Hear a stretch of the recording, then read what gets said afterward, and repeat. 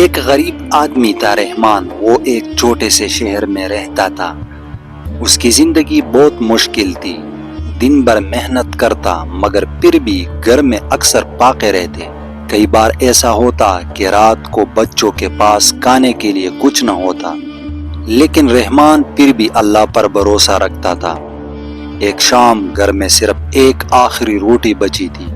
رحمان اور اس کے بچے بہت بھوکے تھے، وہ کھانے کے لیے بیٹھنے ہی والے تھے کہ اچانک دروازے پر دستک ہوئی۔ رحمان نے دروازہ کھولا تو باہر ایک تھکا ہوا مسافر کھڑا تھا۔ اس کے چہرے سے لگ رہا تھا کہ وہ کئی دنوں سے بھوکا ہے۔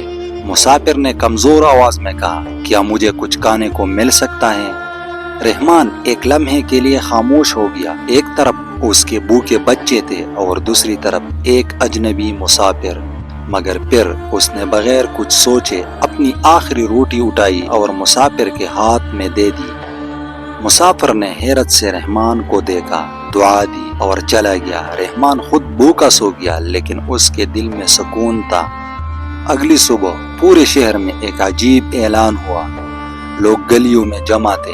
اعلان کرنے والے کہہ رہے تھے، ایک امیر تاجر ایسے شخص کی تلاش میں ہے جس نے خود بھوکا رہ کر کسی دوسرے کو کھانا کھلایا ہو، اس کے لیے بڑا انعام رکھا گیا تھا۔ کچھ لوگوں نے رحمان کا نام بتایا، اسے فوراً بلایا گیا۔ رحمان گھبرایا ہوا وہاں پہنچا۔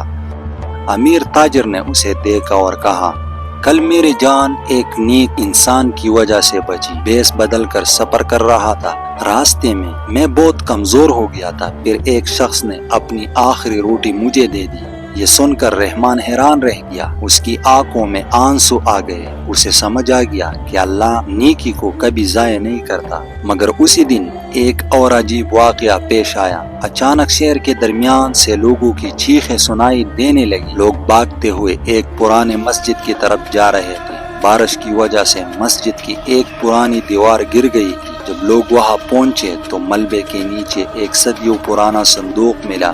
پورا شہر جمع ہو گیا، سب یہی سوچ رہے تھے کہ شاید اس میں خزانہ ہوگا۔ صندوق کھولا گیا مگر اس میں سونا چاندی نہیں تھا۔ اندر کچھ پرانی تحریریں اور مٹی کے چراغ رکھے تھے۔ ایک بزرگ نے تحریریں پڑھنا شروع کی۔